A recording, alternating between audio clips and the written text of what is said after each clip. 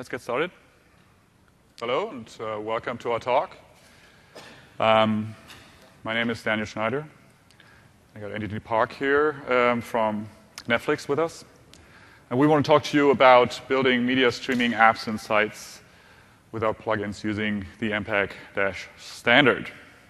So I am a program manager in the multimedia platform team, and the media platform team builds and lights up media functionality in IE and Windows and brings it to life in hopefully easy and fun to use APIs for you developers to implement your media scenarios like playing back video, playing back audio, capturing video, capturing audio, transcoding, many things that you've already heard in talks in this very room today.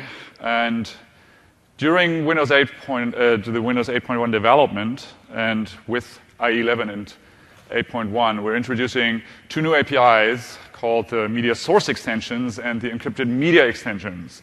And they enable developers to build MPEG adaptive streaming clients entirely in JavaScript and HTML. And Microsoft and Netflix have actually worked closely together on those APIs. Not only have we co-authored the spec together with Google, Netflix and Microsoft have also co-engineered, so worked together closely to make sure that what gets built in Windows 8.1 and IE 11 is actually going to be meeting the requirements of the biggest video streaming service in the industry. So, and Anthony's going to talk about that quite a bit in just a minute. But before we get started, I would just like to get a quick poll on your background. So before Antoine's keynote today, who had actually heard about MPEG or had heard that, what it was? Okay, so we have quite a few people. And about MSE and EME, those two WCC proposals that extend. Okay, so we have a few EME and MSE experts or people that have heard of it. And has anyone... So is anyone here working with Dash right now? Somebody working with Dash deployments or is kind of actively considering using Dash? Okay. So, great. So, clicker. Okay. So these are the key questions that we want to answer with our talk. First of all, we would like to explain what MPEG Dash is and how it helps you to deliver a better experience to your customers going forward. And this basically also includes describing what actually the standard is and what it covers and explicitly what it doesn't cover. And then we want to go into quite some detail about how these two new APIs work, the encrypted media extensions and the media source extensions, and how you can use them. And the third topic of questions that we want to make sure we get answered is equip you with tools and tangible guidance on how you can actually go out and develop your client pretty much today. So because there's already server support from the Azure team and there are also clients out there that you can use to get your development started. This is the agenda for our talk. We have a bit of an introduction. Largely Anthony is going to kind of also explain why Netflix is using and why it's useful for Netflix to use MPEG Dash, or saying the underlying APIs that can power adaptive bitrate streaming on our platform. So, and then we'll go into the standards. I'm going to explain what the standard is, what those APIs are, and exactly how you can use them in quite some detail. And then we'll point you to the tools and tangible implementation guidance. Okay. So with that, I'm going to hand it off to Anthony to explain a little bit how they're using MPEG Dash parts of the standard to power their service. Yeah. Take it away. Thanks, Daniel. So I'm Anthony Park. I'm a VP of engineering at Netflix. And my team at Netflix is responsible for video streaming on computers, game consoles, and mobile and tablet devices. So I wanted to talk to you a little bit today about why Netflix is participating in helping to standardize video playback APIs. Our customers expect to be able to watch their favorite movies and TV shows on any operating system or browser that they're using. And we want to, and I'm sure many of you do, want to implement our video streaming player once and leverage it on across all of the browsers. Having these common playback APIs reduces the burden of developers from having different implementations on different browsers and platforms. We also want to be able to leverage our adaptive streaming algorithms that we've developed on as many platforms as possible. This is really important to us because we've done a lot of effort, put a lot of effort into optimizing and improving our adaptive streaming algorithms. And we want those so that Netflix customers can have the best possible video quality experience. And we want those to work across all platforms that we're using. So these standards allow you to implement your adaptive streaming algorithms in your video player once and use it across all of the different implementations. So we've been working with industry leaders on the definition of these new video playback APIs. And we've been working with Microsoft and the Internet Explorer team and Windows teams to implement these APIs within IE11 on Windows 8.1. And so I'm excited to give you a first look at how Netflix works with Internet Explorer. Do you want me to switch? Switch to the next slide. Okay. So here I am on the show display page for the Netflix original series House of Cards. And I'm going to show you this episode playing in the Internet Explorer 11 browser without the use of browser plugins. Just to give you a little background, the House of Cards is a Netflix original series that was launched earlier this year. And the whole first season is available for streaming exclusively on Netflix. This is a political drama that was directed by David Fincher and stars Kevin Spacey. And in the scene that you're about to see, Francis Underwood, who's played by Kevin Spacey, is attending the inauguration of the next president of the United States.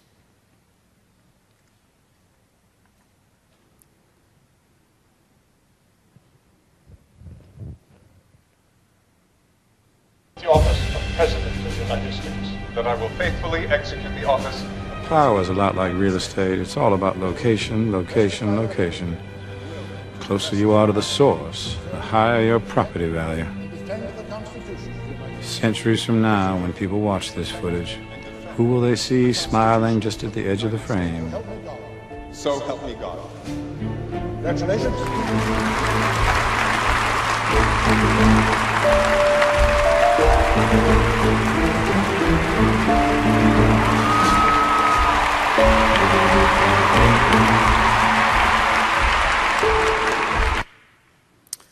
I just think that's so cool.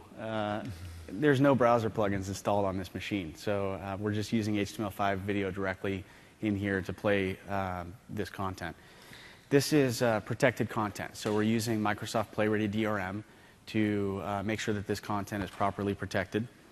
We're using the media source extensions here to implement our own adaptive streaming algorithm, which means that we're downloading our audio and video content using the XML HTTP request for the bit rates that we choose based on the throughput that's available on the machine. And we're feeding that content directly into the video tag to be played. As I mentioned, we're using the encrypted media extensions with Microsoft PlayReady to play this protected content and also to acquire the PlayReady license using our own protocol. This is a pretty advanced implementation because we're using our own adaptive streaming algorithm and doing all the logic in JavaScript ourselves. But in a few minutes, Daniel's going to share with you some easy ways to get started using more of the MPEG- features and frameworks. But this player has all the features that you would expect from a standard Netflix video player experience. You can view different scenes on the timeline and seek to a position in the show. You can play the next episode here. You can turn on audio options and subtitle options, and these are all rendered using HTML and CSS in the player. And you can go into full screen mode for that, lean back experience. So as you can see, Netflix works great in Internet Explorer 11. I'm really excited about this, and you can try this experience out today. So this is live on the Netflix website. If you go install the latest or the Windows 8.1 preview build from Microsoft and use IE11, you can visit the Netflix website and you'll get this HTML5 video experience. And you can watch any title on Netflix with this technology.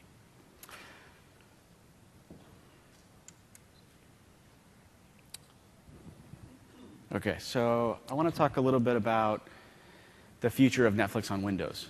Our goal at Netflix is to let our customers watch their favorite movies and TV shows wherever and whenever they want. And on Windows, there will be two ways to watch Netflix. We'll have the web browser, where you can watch directly in IE 11, as you just saw. And many of our customers like this experience because it supports multitasking and multi-tab scenarios. And we'll also have our Windows Store application. This provides a nice touch-first design, has deep integration with platform features, and has a rich app experience. And we even support Dolby Digital 5.1 in this experience. So we think having both of these modes offers Netflix customers a great experience, regardless of which mode they prefer. At Netflix, we've been using browser plugins for high-quality video playback for a long time. In fact, I was hired at Netflix in 2008 to create the Silverlight player that we use today on the website.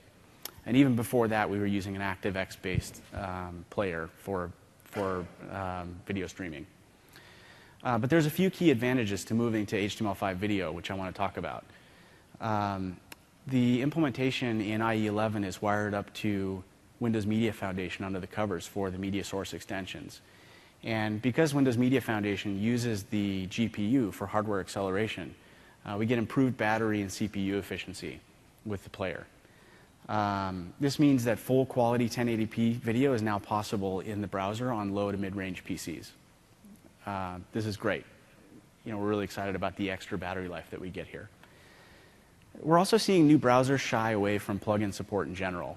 In fact, the Internet Explorer browser in the new Windows UI doesn't support plugins. And so implementing on these HTML5 video, these new extensions, allows us to stream Netflix in any browser that supports these new APIs. This also removes a hurdle for new customers. They don't have to install plugins anymore.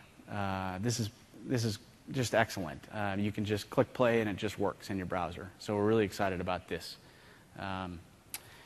So we're really excited about these new video extensions that are available in IE. And as you can see, Netflix really works great with these. And next, Daniel's going to take you through some more background information on these new APIs and talk about some simple ways for you to get started. Thanks a lot. OK, so we've seen how Netflix is using these new platform capabilities that we've introduced to power their adaptive streaming algorithms, and that way is actually able to deliver a plugin-free experience of actually HD. I don't know if you noticed that, but that was actually 1080p video that was streaming there in the browser. So it's actually pretty awesome, entirely plugin-free, and using the native pipeline with full acceleration. OK, so before we go into specifics on how to use those APIs, how you can use those APIs, I would like to just take a little step back and talk about adaptive streaming in general and how adaptive streaming works, and that actually then is adaptive streaming technologies across the different flavors that are out there, including, for example, smooth streaming or even HLS today. So it all starts with you have different renditions, different versions of your file, of your content, different adaptation, so that you can have the ability to serve out different bit rates according to what the client is able to consume at this point in time, depending on their computational power to decode video, but also most broadly based on their bandwidth that they have available. So you have those different versions of your content there, 480p, 720p, 1080p in this example. And then you have a manifest that will describe how these files are packaged. And every session of playing an adaptive bitrate streaming session or presentation will start with the client downloading that manifest that tells the client which bit rates you can download from the server, and also where the delineation lines lie. So this content is actually packaged in a fragmented fashion. That means that the client can download a fragment of a file without having to download the whole file and then be able to play back that fragment independently. And that's exactly what this client is doing. It's kind of deciding, okay, I look at the manifest, I got these 3 bit rates. Right now, I think I'm actually going to be okay with 720p. So it's going to ask the server for the 720p bit rate at a given timestamp, so at the given time of the playback presentation. In this case, 103. And each fragment here, so the server is going to deliver that fragment now. Each fragment is going to be very short. It's typically 2, 3, 4 seconds, rarely longer, which gives the client, of course, the ability to switch dynamically those bit rates in an agile fashion. So, but it's a short fragment, so 3 seconds later, the client will have to request the next fragment, and the server is going to retrieve it. Now the client assumes, okay, I think I have enough bitrate to step it up a bit, go to 1080p, and so the client decides, okay, server, give me the 1080p version of this. The requests here are all going to be just HTTP requests, hence the name, and work extremely well, of course, with CDN infrastructures out there. So it's possible for services like Netflix to deploy their infrastructure across normal CDN networks that are already deployed for all other kinds of HTTP content out there. So let's talk about the standards that are relevant for this. There's the MPEG- standard, of course, but before we there's like a handful more that are relevant. But before we talk about those, just let me say these fall into 2 buckets. So there's the first bucket, which is the formats. So and we got the files here, as I showed you, and then the manifest itself. That's also, of course, a format, and that's being transferred from the server to the client. And then there's clients, so whatever happens on the client side and how you can actually build those clients. And we get standards that fall into both categories. The first one is the MPEG- standard itself. Dash, by the way, stands for Dynamic Adaptive Streaming over HTTP, in case I think that wasn't even mentioned up until now. It specifies standards, the format of the manifest and the media segment formats. And then we have the ISO-based media file format, edition 4, also known as the MPEG-4 container spec. This defines a way of how media files are being packaged and also deals with how fragmented content is being packaged into those MP4 files, such that the client can retrieve separate packages without having to kind of have the whole file available to play back. And then we have the common encryption ISO-based media file format. This is based on the ISO BMFF spec, and it describes a way how a server or service can package their content in a way that it can be decrypted by multiple DRM systems. So, and we'll see how that is important, because I mean this is a standard that goes across the platforms and across different device types, and you cannot always assume that one DRM system is going to be there in all your endpoints that you're about to serve. So this is where the common encryption comes into play. So the content can be encrypted in a way that it can be decrypted from the player-ready client, or from a white wine client, or from an OMA DRM client. These are all DRM systems that are kind of adhering to the common encryption spec.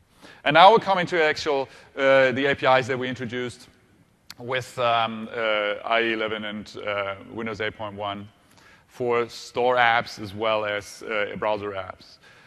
So there's the media source extension, which provides a way to funnel media fragments into the media tag, so into the video tag or the audio tag.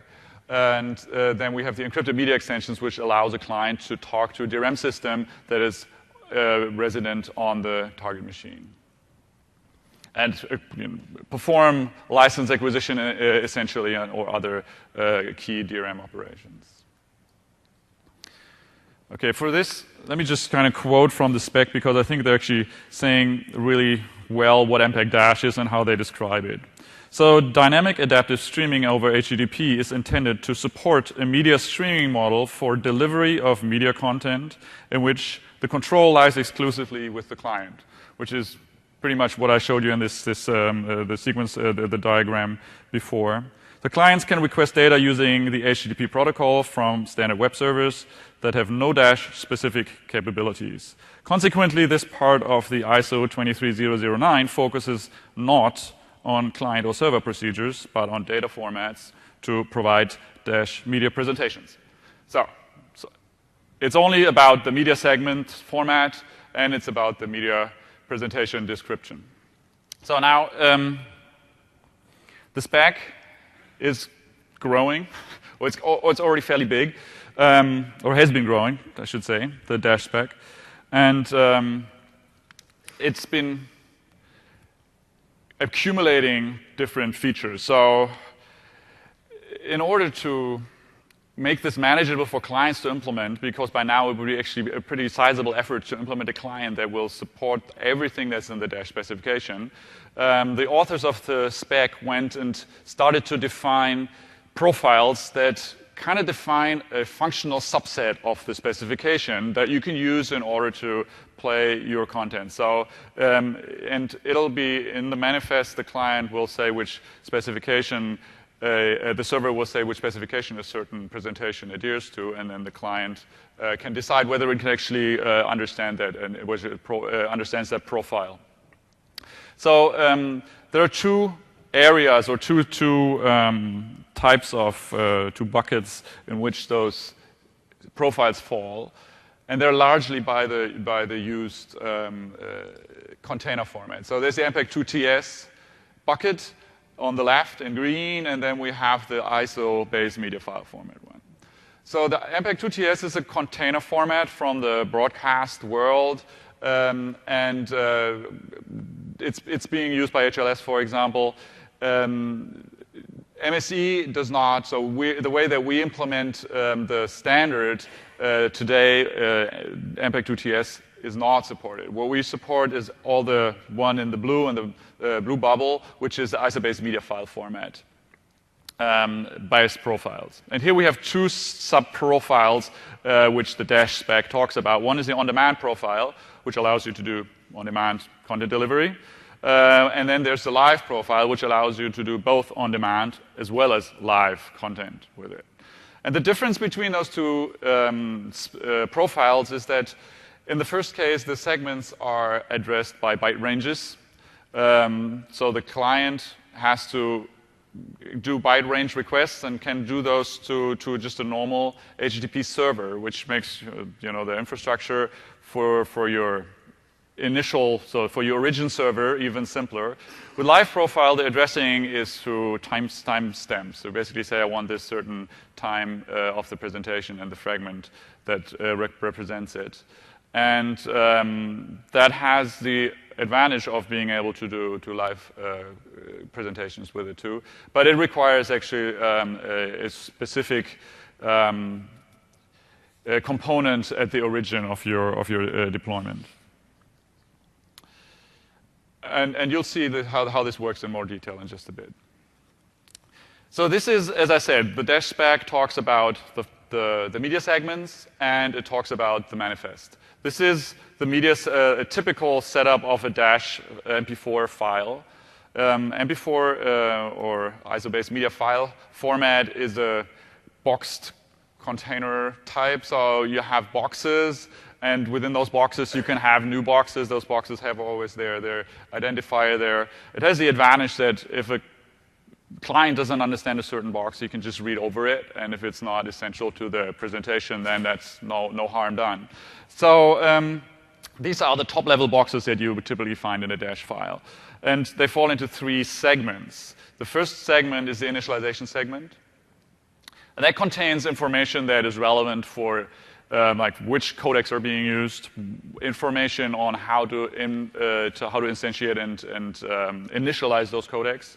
And then there's also DRM information in there. As I said, multiple DRM systems can be used to decrypt this content if it's so packaged. And so this information, which DRM systems and the initialization data for those DRM systems will also be all in the init segment, the initialization segment. So the next segment, and that's one that's only there for on-demand content, is a segment index. And the segment index will give the client exact positions of each of the fragments that are in this file along with the timestamp. So if I say I need to seek to presentation time 3, then the segment index will tell me where exactly in the file, and by byte range, I will find presentation time 3 or the fragment for their presentation time. Of course, you'd have a hard time writing that for a live presentation at the beginning of the file because you don't know how things will end up. This is why this is something that is only relevant for the on-demand profile.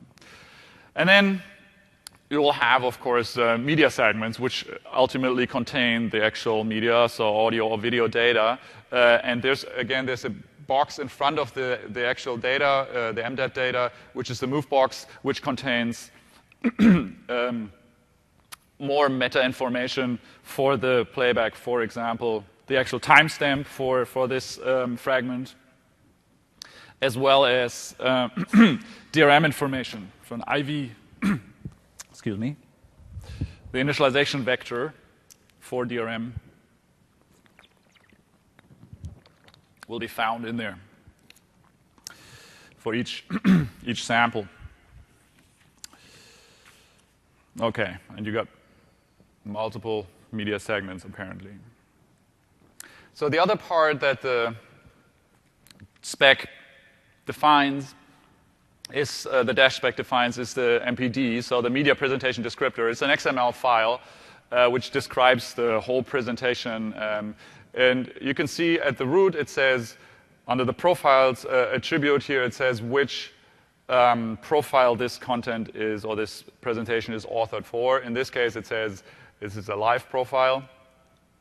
And then we have a period here. A period is basically a segment or is a contiguous time in the presentation where the representations, so the different bit rates that I'm offering, aren't changing. So I'll always have the same set of bit rates. And then within the period, you have, for example, here, the content protection segment, which says, okay, this presentation is actually protected. And it says that in this case here, it's using common encryption, so the client needs to basically go and find out from the meta information in the header and the initialization segment which DRM systems can be used to decrypt the content. And then we have adaptation sets here. An adaptation set is a track for the content. So we got a video track here and an audio track. You could have multiple audio tracks as well. And so each of those tracks or adaptation sets then have multiple representations for them. So here again, this is where it then maps to the files that I have on the server. You see, we got the 1920 or the 1080, I mean, the 720 and the 480 resolutions called out there, and it tells me which bandwidth is being used for each of those, so I can correlate that to the bandwidth that my client has available right now. And this is the segment template. The segment template is something that's only used in live profile. And it gives the client the ability to construct URLs to every part of this presentation, right? So it can create, for example, if you look at the initialization attribute there, it can create a URL for each of the bandwidth for the init segment, if it wants to, or which it will need if it wants to play them back, because it's got crucial information. And then you can see the media attribute up there. And the media attribute allows the client to create URLs for each fragment in the files by timestamp, by timestamp. Now, it can't just pass in any timestamp. It has to be one that falls on a boundary. And which ones fall on the boundary is what the segment timeline is about. So the segment timeline tells the client how the fragments of the file align. And in this case, it says, okay, there's a segment that has a duration of 3 seconds, and I repeat that 430 times, right? So that's basically how this works. But that way you know, okay, there are 431 segments, each one 3 seconds long in this presentation. And that's the timestamp that the client can use to hand in. And this is something that is something that only is there in the live profile. For on-demand, it's pretty much the same. You got a different attribute, of course, at the beginning. I mean, you got the profiles attribute pointing to a different string here. And then the representations will contain the URLs directly. So you have the base URL, that is the URL will get the client those files directly. But it's also giving the client an indication of where the segments are located. The index segment is located, and where the initialization segment is located. And then the client has to go and download that index segment in order to parse it and create its own table of where each segment lies so it can do the segment requests as it plays back. Okay, so so much for basically the formats. Now we're kind of venturing into the territory of how to implement this on Windows 8.1 and IE11. So which APIs are there for you to use? We've said it a couple of times. The media source extensions are the APIs, the API that allows you to pump those fragments that you'll be downloading into the media tag, into the video tag or the audio tag. I'm going to show you in quite some detail on how you use them. First of all, there are three objects that are relevant, or three objects or two classes. You see, first of all, there's the video tag, which references the media source, and the media source then, through its source buffers, has one audio buffer and one video buffer, and the client will append to those buffers the fragments that it downloads. So I have some sequence diagrams here. So the first one shows you how you set up your presentation. You create a media source object. So your app is the JavaScript there, right? So that's your control. And this JavaScript is going to create the new media source, which is a class that comes that's being introduced with this new API set. And then you'll set it as source to your video tag that is supposed to do the playback. And then you create for each track that you have, you will add a source buffer to that media source. And that source buffer then gets created and is your representation for that track for your current playback session. And then you'll go and do XHR requests, and you do a lot of those. That's the first one. You go and get the init segment for the current track that you're playing back. And I'm doing this here only for video. Of course, in parallel or concurrently, you'll have to do the same for audio as well to have an audio-video playback. Once you've downloaded the init segment, you're going to call the append buffer method on the source buffer object in order to add it to your playback. Now you're initialized, and now you're going to go ahead and start playback. So first you downloaded the init segment. Now you're going to go and download, same fashion, through XHR requests, you're going to download data segments or media segments.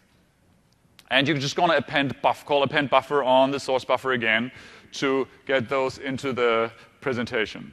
Right?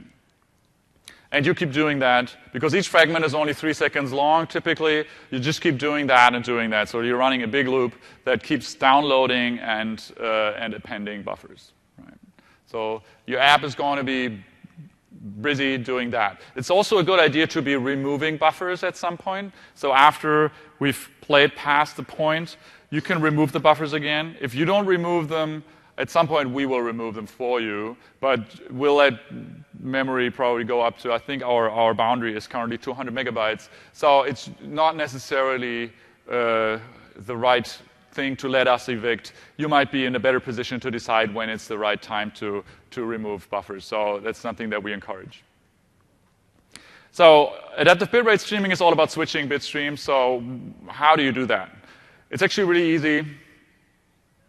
If you want to switch to a new bitrate, you decide that, okay, I can actually switch from the 720 to the 1080 version of the presentation, then all you need to do is you download for the new target presentation or representation of the file. You just download the init segment, and you append it to your source buffer, and then you start appending new data buffers or media buffers for the new representation. Okay. Finally, seek. Seek is really not much different to playback, with the exception that you have to find out where your current position actually lies in terms of the segments. So seeking occurs when the video current time is being set to a different value, apparently. So then you get a seeking event from your video tag, and you would have to go and map that current time to the right data segment. Right? And I said that is something that where the index segment helps you, or in the live case, the segment template will help you. But that's something that your app has to solve. And then you go, once you found out what the right segment is, you go download that segment and call a band buffer again. No rocket science, really. Let me just show you how that works in a real app.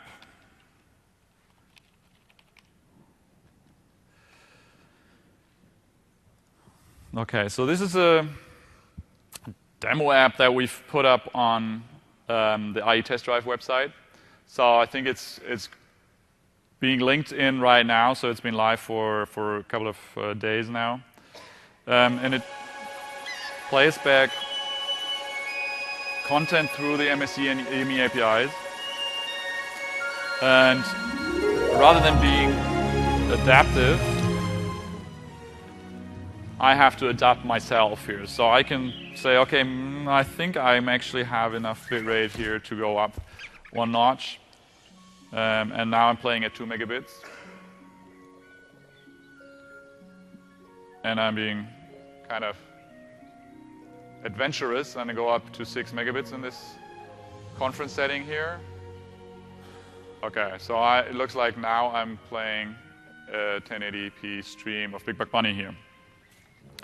So you can go and look at this page. I have the link on the slides. What I wanted to show you is how that actually works in terms of downloading the fragment. So if I bring up the F12 tools and go to the network tab and start showing the downloads, then you can see that it's downloading, it's downloading fragment after fragment after fragment, as I told you. You can see the quality levels here. This is 6800 and 688 kilobits. And it's ever increasing the timestamp here. So this is 42, 45, 48, and it's always downloading audio and video, right? So it's fairly straightforward.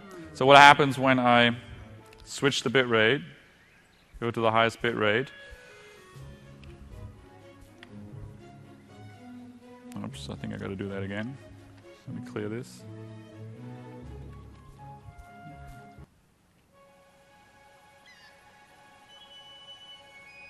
So there you can see the manifest format. Okay, now let's go.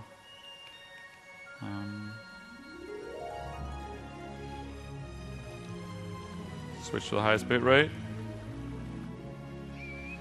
Okay, and what you can see here is the request for the initialization segment for the new bit rate, which is 6 megabits.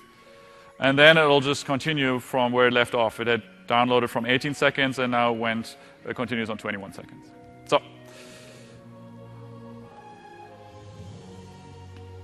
So that's what this client does. You can get very smooth playback. It's really pretty amazing in 1080p out of this thing. Try it out. Okay.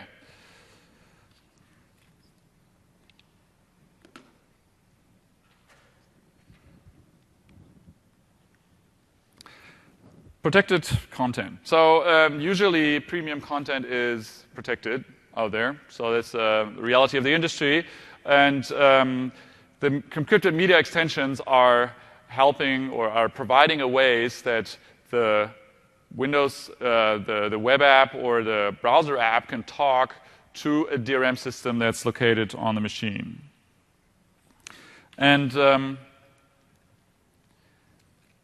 one thing I should say is the entry points to the APIs that we've introduced here are being prefixed with MS to signify that we're still kind of thinking that there is quite a bit of flux in those APIs. So we introduced them, they're there for you to use, but there is the potential that these are changing. With the MSE APIs that I just talked about, those aren't prefixed, and we're fairly confident that those are actually going to remain unchanged, whereas here there is the potential for change. Let me just quickly show you how this sequence flows. As I said, the initialization segment contains information about whether the content is protected and which DRM systems can be used to decrypt it.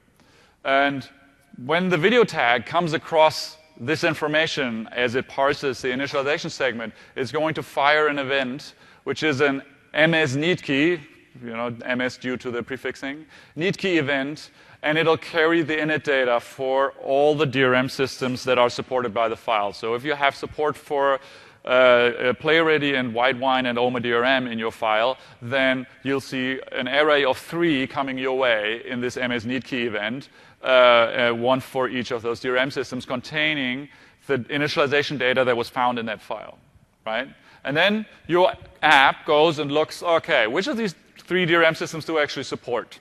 And it can query the box and see which of those are available. In the case of IE11 on 8.1, you will only have support for PlayReady, and then you'll create the PlayReady media keys object through this constructor with the keys identifier, the key protection system identifier, which is com.microsoft.playready. So by that call, you're basically invoking a PlayReady instance for your session. And then you set that also on the video tag, so the video tag knows who to talk to when it needs keys. And then what you're going to do is you're going to call create session on this new media keys object with the init data for the PlayReady object, for the PlayReady instance, right? So you pass that in. And PlayReady is then going to come back, or the media keys object is going to create that session for you, and that session is going to fire right an event back at you, which is then a key message. And a key message is a message that's not for your consumption, but it's actually it's meant for the license server, right? So it's a message that can be verbatim or packaged up through your infrastructure, but then sent on to the license server. And the license server will then be able to perform a license acquisition on behalf of your client or for your client, and then send a package back in the license response there, and then you call update on the media key session with that license response. Right? And now you've acquired a license, and you're able to play back your protected content. Right? So a few things about how we implemented MSE and EME in Windows. In case that wasn't clear yet, MSE and EME can be used in IE as well as in Windows Store apps using JavaScript and HTML, which we used to call Windows Web Apps.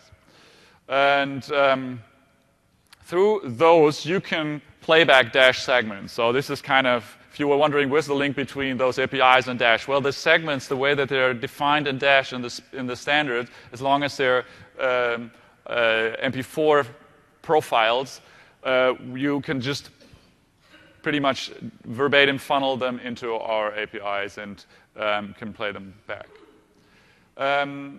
As I said, we don't support MPEG-2TS, just the base media file format. Supported codecs only H.264 and AAC in the browser, which is basically the subset here that the browser supports.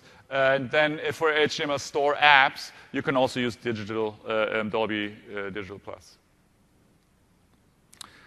Yeah, and the PlayReady key system is pre-installed on all Windows versions with media capabilities, and that's the string how you invoke it.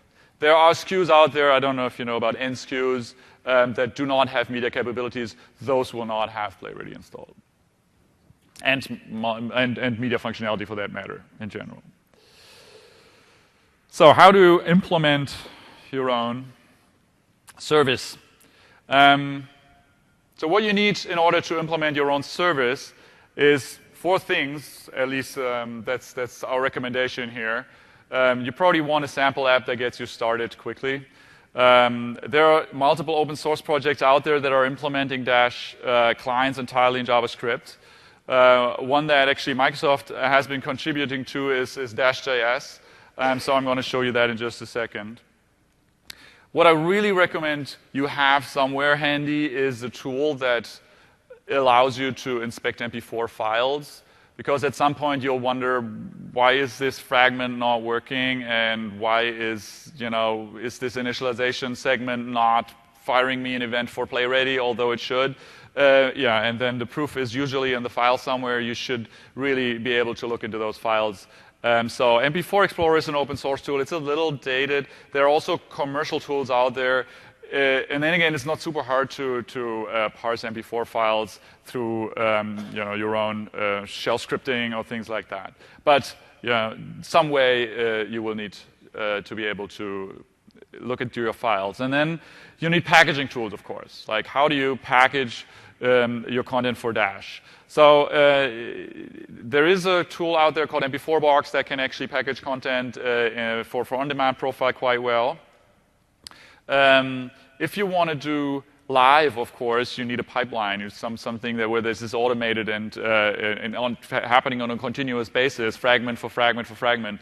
And there, actually, Windows Azure has a very good offering, which works out of the box. Which I'm going to show you in just a second. Delivery, same thing. If you're sticking to the on-demand profile, IIS works fine, or any other HTTP server works just fine, because the fragments are just being fetched through byte range requests, and any HTTP server I know of supports that. But again, for live, this is a bit more involved, and using existing infrastructure is helpful here. So Dash.js, I mentioned it, is a JavaScript-only implementation, or JavaScript HTML implementation of a Dash client, and it's using MSC and EME to implement its functionality.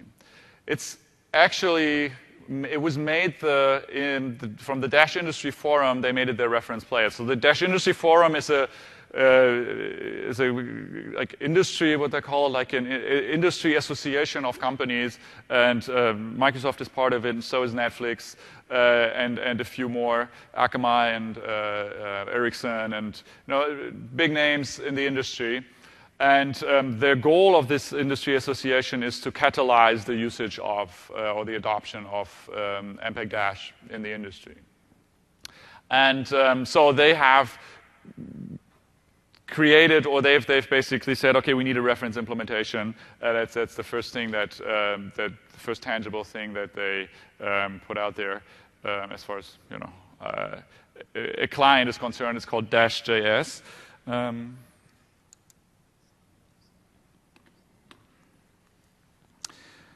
And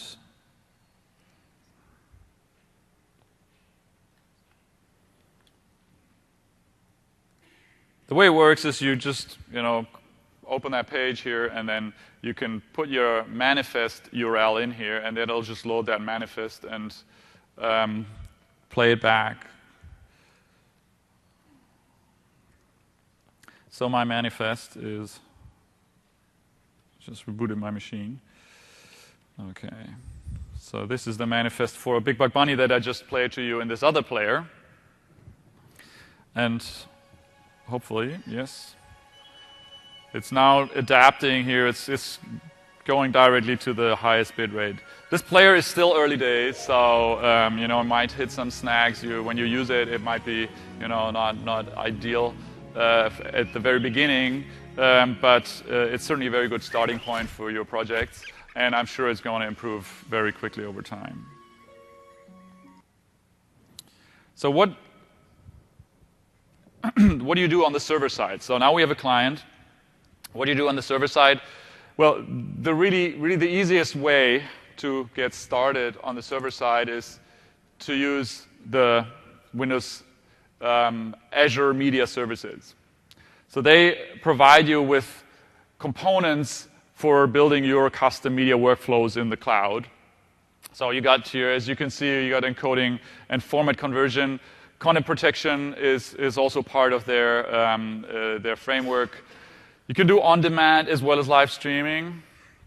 And then there's other functionality for analytics and advertising and more that's a part of it. So let me just show you how their UI looks and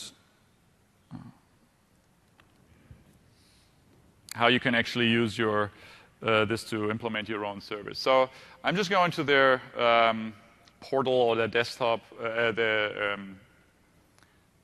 dashboard.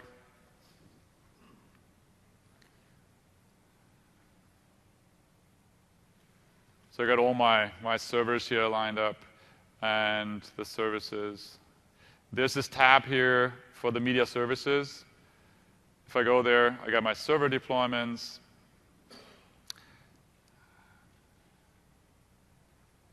And here I got some content here. So this is the content that I have up in the cloud. And since it takes a little bit to encode, let me just show you what I shot here earlier today in this room. Right? So I got my own Big Buck Bunny movie here. It's a little bit less involved, but it's not animated. It's real. The real thing, if you wish. Okay, so this thing I've already uploaded. It's called My Bunny MP4 source. So it's an 8.5 megabyte file. And then what I did is I encoded this by using one of the presets that are available here. In this case, I used the Flash Silverlight preset for encoding of the file, which will give me a set of, I think it's like 5 different bit rates or 6 different bit rates to which it'll encode the file. I'm going to call this output 2 because I don't want to overwrite my existing one. And then you'll see how it's in creating this job here. It's creating an encoding job for this content. If we look in the Jobs tab, it hopefully, yeah, it's queued now, and now it's encoding. Now this, oh, it's still queued, but anyway, so it'll switch to encoding in just a second. So this is taking a little too long for me to wait for here right now. And of course, depending on the length of your file and so on, it's going to take quite some time. So I already did that before and created this output here that it's called. And it gave me a URL here. So the last step you have to do is you actually have to publish your URL or your content, and then you get a URL for your content. And this URL is pointing to the manifest for this presentation now. However, since Dash is still kind of new and also new to our friends over in the Windows Azure Media team, this is the Silverlight manifest that this is pointing to. But if I just append a little string to it, I can force it to be in Dash format. So now I'm going to load this and cross my fingers. Okay. So this is the video that I shot here this morning. As I say, the player is kind of, you see, it's not very good at keeping, right now, at keeping the buffer pre-populated. Again, Dash.js is still work in progress, but I think it's making good progress already, and it will get there soon. So there's one thing I should point out. If you use Windows Azure for your Dash delivery, you have to scale your servers. That's something that happens here in the scale, because this is not we're not encoding to this format directly, but we're just encoding to normal like MP4 files. And then what happens there is called the dynamic muxing or Dynamux feature, which will then deliver this content into different formats. And Dash is one of those Dynamux features, Dynamax formats. And for that Dynamax feature, you need on-demand streaming units to be cranked up here to at least one on-demand streaming unit here. So when you use this, make sure that you scale your installation up. And there's a gotcha there because that's something that you need dollars for, and I'll talk to that in just this next slide.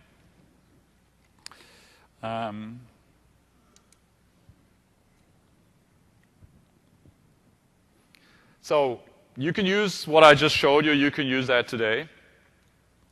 There's two ways. One is you go create a free Azure trial account. And with that trial account, it's valid for 1 month. You get $200, and those $200, you can use a portion of that to scale up those units. So that will allow you to do the MPEG dash delivery right there. And make sure that you append that string to the end so that you can actually play back MPEG dash, so you get the MPEG dash manifest.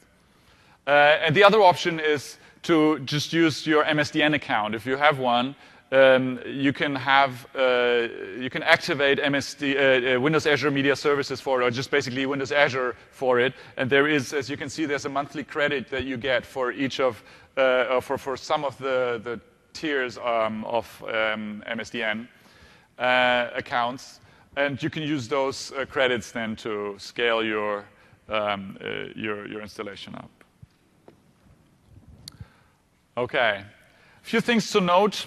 When you implement your client, when you're fetching the segments, you have to be aware that they usually come from a different server than the page that is requesting them. So your player page is usually going to be at a different URL because the fragments will usually come through the CDN. Make sure that your CDN server or wherever the fragments are being delivered from, that they observe the CORS headers. So they need to send CORS headers so that the inclusion is actually allowed. Otherwise, the browser is going to say that it won't allow the inclusion. And the same or the very similar problem or thing to be aware of is that your host, the player should be hosted in an HTTP at a HTTP URL, because an HTTPS URL will not allow you to do an XHR request to an HTTP resource.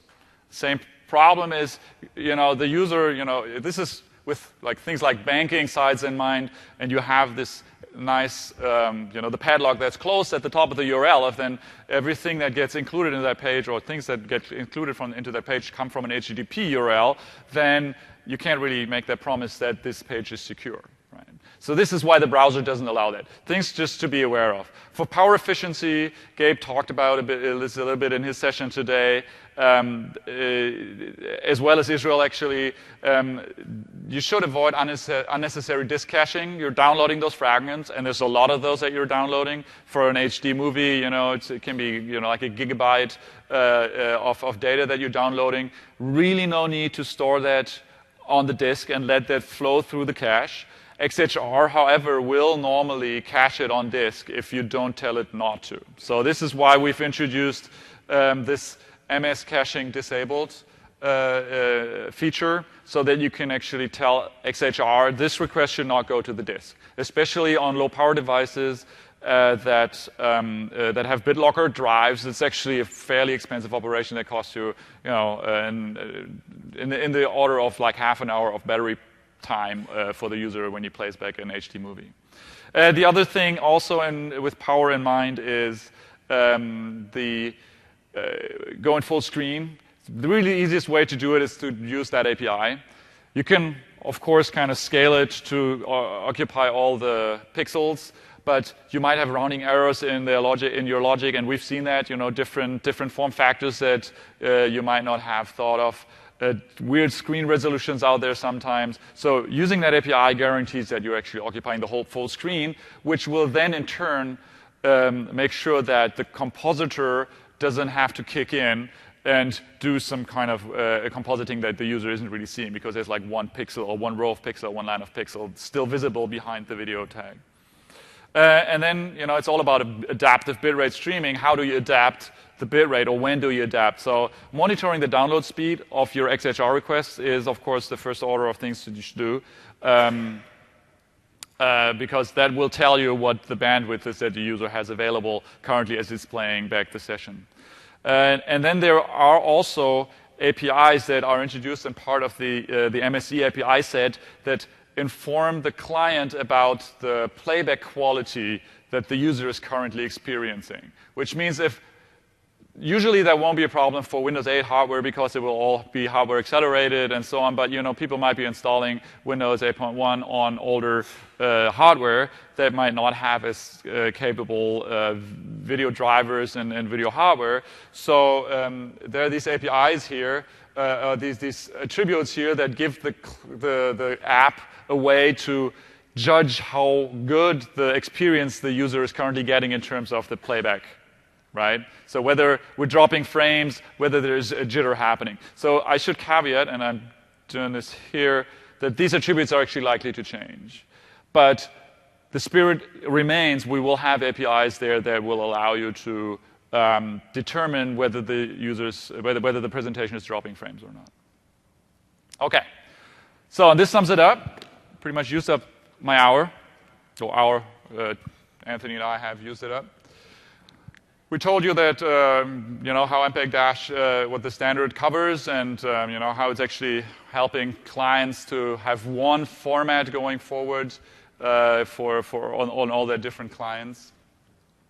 And then NIE and Windows Store apps using JavaScript and HTML. MSE is available for you and can be leveraged to use the same code across apps and sites, of course, across different clients that's supported going forward. It takes full advantage of the hardware, such that Netflix is now able to do 1080p in the browser and without plugins.